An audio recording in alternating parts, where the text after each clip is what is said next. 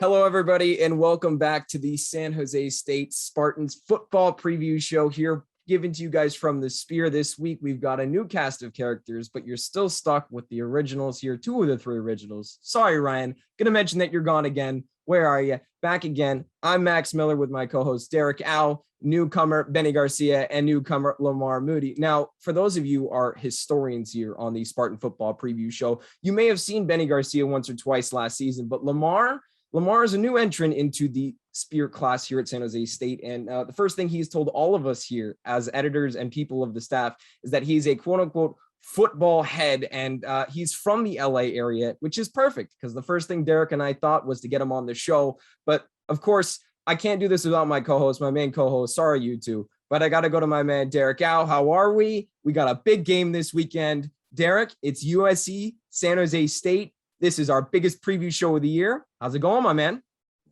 Chill. Biggest preview show of the year until San Jose State's either in the Mountain West Championship game, the Barstool Sports Arizona Bowl, LA Jimmy Kimmel LA Bowl, National Championship game. But yeah, this one has special meaning to me. I grew up not a diehard USC fan. I hated USC. Matt Weiner, Reggie Bush. I remember watching those games, and so they dominated. And I was so happy when Vince Young ran to the end zone at the Rose Bowl. But I'm doing well. Obviously, the biggest game of so far this season, I guess. I mean, week 1, week 2, whatever you want to call it. You're taking on a perennial national championship contender in the USC Trojans, who are trying to restore some Pac-12 football excellence. And you get to play at the LA Coliseum and, one of the college football cathedrals, one of sports cathedrals. I mean, the LA Coliseum, they've hosted 2 Olympics. We'll be hosting the 3rd in 2028. But yeah, it's going to be great to see the Spartans versus the Trojans, and maybe Gerard Butler can do the coin toss for 300. But it's an exciting game, obviously, especially when USC is ranked. They're ranked 15th according to the AP poll. But either way, this is a really big game for obvious reasons for me, just not growing up a USC fan at all. Look, Derrick, it is a huge game. You mentioned it is the number 15 team ranked according to the AP, the Associated Press poll. Now, obviously, the college football playoff rankings don't come out till about November, late November, early December. Now, those are the key rankings. But look, we do have to talk about what happened last week against Southern Utah. Lamar, I know you watched the game. Benny, you watched the game. Lamar, I want to save your football mindset for last year, so I got to shoot it over to Benny. Benny, tell me what you saw. What did San Jose State do well? And ladies and gentlemen, when we get to our predictions, I will tell you who won between me, Derrick, and Johnny last week. Benny, from the San Jose State team, from offense, defense, what did you see? What moments did you see quickly here from the game against Southern Utah last week? Well, first off, they looked like they pushed the pace the whole time. The offense was running up the ball. I mean, what more can you say about Nick Starkel? Kind of turning into a star right in front of our very eyes. He went 394 yards on Saturday. The offense was huge, obviously, only giving up 14 points too. Yeah, definitely. Those are very good points. You mentioned Nick Starkel became a star in front of our eyes as San Jose State students. We've known this for a year now. Look, he took home Mountain West Player of the Week, Offensive Player of the Week honors. Now, Lamar, there were some moments in that game where we looked kind of skeptical. There was some pre-snap penalty issues. It looked like sometimes they were blowing some coverages over the air. Obviously, the muffed punt. Lamar, give me what you got. Give me some takeaways, whether that's positive, negative, against the game against Southern Utah. So yeah, I was actually at the game. I was there taking pictures and stuff like that. Really, just zoned in. They didn't make too many mistakes. It was like a few very little minor turnovers, but I feel like for the most part they played pretty well. Like Benny said, they pushed the pace. It was I really liked how they balanced off the run and the pass. Even though Nick Starkel threw for a lot of yards, the run game was like spectacular last week as well, especially early on. I think his name was Nevins or something like that. The running back, yeah, that guy's I think he's like the bell cow. He should be the bell cow for a year. As long as he can stay healthy throughout the year and we can keep on balancing off the run, got a great chance against USC. Great chance. Now, Lamar, I don't know how much of last season you watched, but Tyler Nevins and Kyrie Robinson were breakout stars. Nevins had some great runs. You mentioned he's a bell cow back, and he deserved it this year. You look at his stats, 12 rushes for 95 yards. for a touchdown. I mean, he was unreal. And Nevins has seemed to develop a little bit more of a pass catching role. That was more Kyrie Robinson last year. Robinson finished with 2 catches for 24 yards, and Nevins finished with 2 catches for 23 yards. Now we saw obviously the breakout runs. Derrick, I want to throw it to you now. I mean, we saw this pass game offense really just go nuts, and you can kind of start turning this towards USC for me. But look, you and I keyed last week. There's no more Bailey Gaither. There's no more Trey Walker. We wondered who Nick Starkel would throw to. Now, I want to key on this. Look, there were 2 pass catchers, and Ross Charles, the transfer from Nevada, and Derrick Deese Jr., who had 3 catches over 70 yards and a touchdown. No other receiver of any way, running back, tight end, whatever, had more than 3 catches in the game. Derrick, what did you see from Nick Starkel, and what did you see from the receiving corps, which we keyed on last week? Well, we mentioned Nick Starkel won Offensive Player of the Week, but Will Hart, the Michigan transfer, also won Special Teams Player of the Week. Dude has a leg. I mean, I could probably kick a ball from my apartment and it'll hit the library window and they'll have to do some damage. Will Hart can kick it from South Campus, North Campus, and won't find parking. But Nick Starkel, you guys have, I think, we all graduated high school clearly. We all took science classes where you dissect like a frog or a shark. That's what Nick Starkel was doing in that Southern Utah defense. I mean, it was just insane. He ran the ball. You saw him run for the first touchdown of the year. And then you just saw him make throws. Sam Olsen had a couple throws or had a couple catches. Derrick Deese Jr. obviously putting him in there. But, Southern Utah's defense are just all over the place. They're just not playing press coverage. Charles Ross got a TD, like you mentioned, Jermaine Braddock as well. So Nick, he spread the ball around. Which is good. And I think he'll need to do that against a very tough USC defense, reloaded from last year. Of course, they went 5-1, made the conference championship game and lost, decide not to play in the bowl game.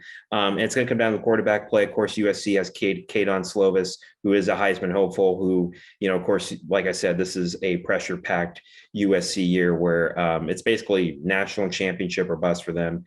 Because the Pac-12, they haven't made the college football playoff since 2016 when Washington, Jake Browning, if all your college football fanatics have heard of that name before. So I think for USC, it's going to come down to quarterback play and try to establish the run game, because that's something that they struggled in a little bit last year. And the defense for San Jose State, they only had 1 sack last week. So if they can get Slovis to move outside the pocket, try to make him make plays, make mistakes, San Jose State has a good shot, but they just cannot be, you got to limit the penalties, and I think they will. First game it was like 16,000 at CFQ last week, and now you're timing that atmosphere by like 40, 50, and it's going to be intense. But I think for all those SoCal kids, especially for wearing Spartan blue, getting a chance to play at home, it's going to be awesome.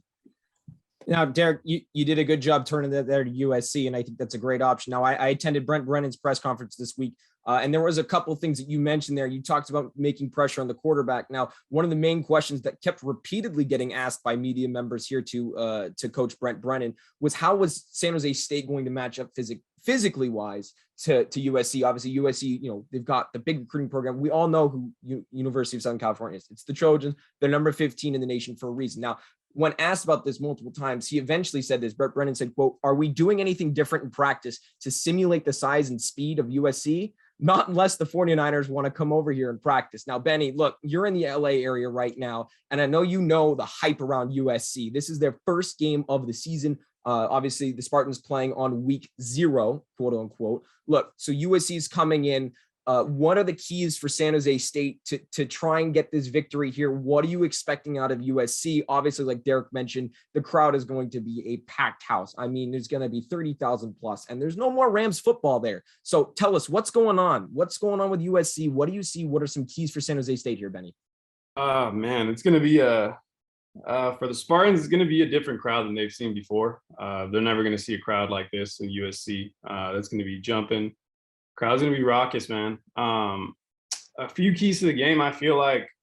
First off, talking about Slovis and Starkel, the comparison is kind of like, if you compare the 2 years from last year, it's kind of really similar. Like their completion rate is hovering around 64%, both of them.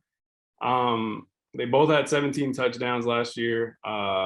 They're, like I said, I think the key would probably come down to them too. And then you said it earlier, controlling him, getting him out of the pocket a little bit. That's going to be the name of the game right there. if San Jose State wants a chance, that's probably it right there. Now, Lamar, I know you're a big football head here, and I know you've been prepping for this game. You told us you got tickets. You're going down to the LA area. You're going to be at the game for us, not necessarily covering for the Spear. We weren't able to get media passes, ladies and gentlemen, but Lamar's there. He's going to take some pictures of us for the Spear. But Lamar, you're going to get a firsthand look at that atmosphere. Now, I want you to know, what are you going in? What are you expecting? And from what you saw from San Jose State last week, obviously both Derrick and Benny have mentioned, getting pressure on the quarterback. We saw a lot of offside penalties last week from San Jose State. Obviously, Brendan was mentioning that. He said, he said our team was excited to play the other night, and we work on pre-snap penalties every day in practice.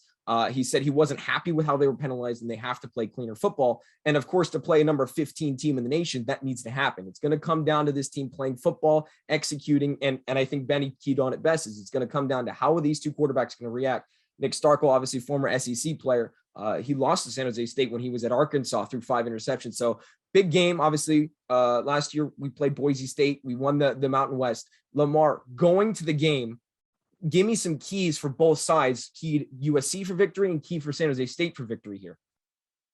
I would say first off for San Jose State, you just got to keep USC off balance. Like Derrick touched on, they are, it's a huge, difference in like size, especially in the trenches. That means a lot, obviously. But if you can keep these guys off balance, like especially last week, how they did Southern Utah, mix up the run and the pass. They have a veteran quarterback, Nick Starkel. They can just control the game, control the pace throughout the game. Do not let USC make any big plays, Also, too, on defense, you got to, try to get that pass rush going, get some pressure on Caden Slovis. Caden Slovis, any quarterback that faces a lot of pressure, they kind of get them to force some turnovers and stuff like that. So that can definitely be a big key. We need some turnovers, and that can be definitely the keys to victory for San Jose State. On USC, on the other hand, same thing, kind of similar. They just have to, not be so much pressure. Like Derrick said, they are facing a lot of pressure. Championship or bust. They do have the number 9 recruiting class coming in. So that a lot of young players might be getting a lot of playing time this game as well. Like you said, a lot of LA players from San Jose and LA both. So it's going to be a big time matchup. A lot of energy in that stadium, like Benny touched on as well. Especially like guys, coming back home and playing in front of the family and friends. Especially on TV, stuff like that too. So it should be a good game for sure. But not gonna lie, I do expect San Jose State to, I don't know, they might have a chance of upsetting USC. It might be a possibility.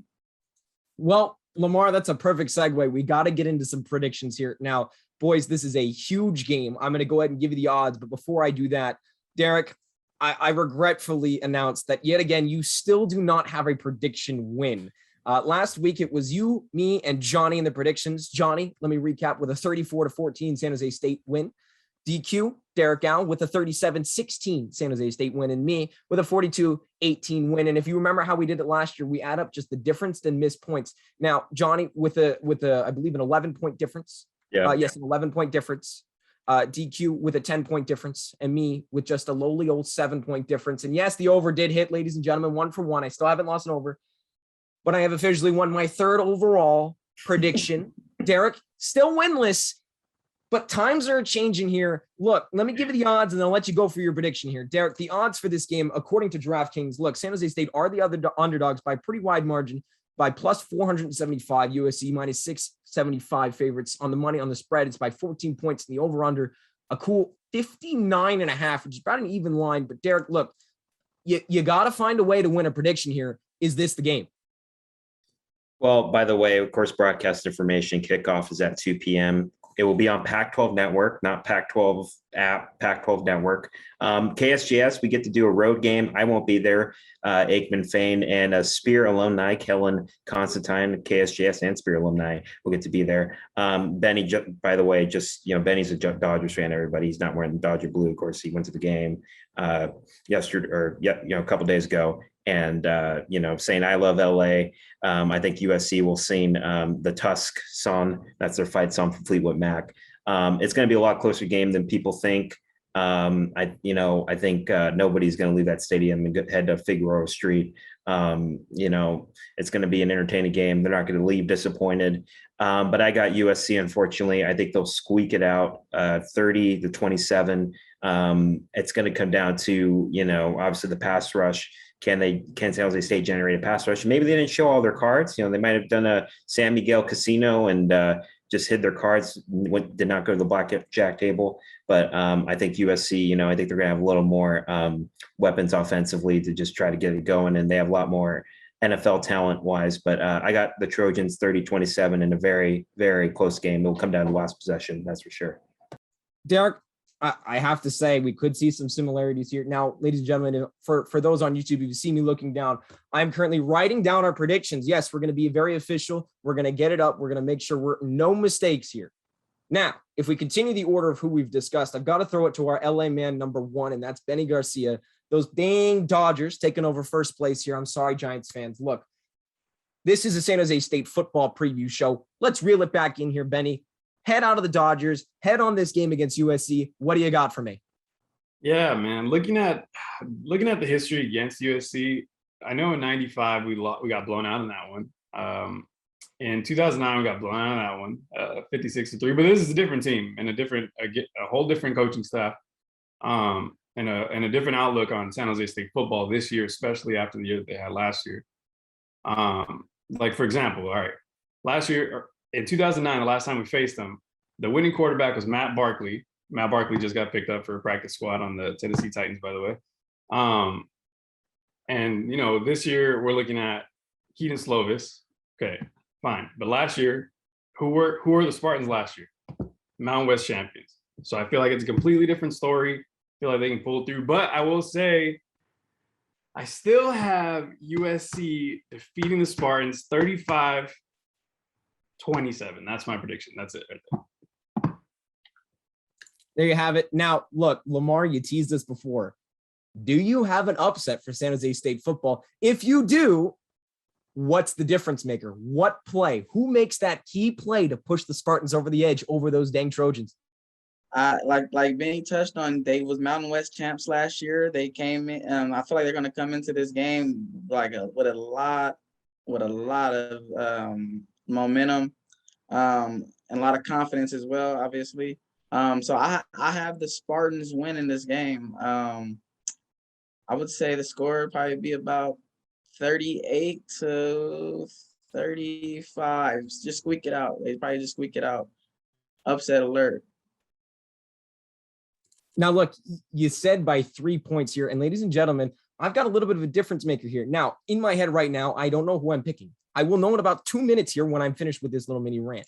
Look, nobody realized in the media press conference that I went to that last year, our kicker, Matt Mercurio's longest field goal made was 32 yards. He did not make a field goal over 40 yards. Last week, he hit a 41-yarder.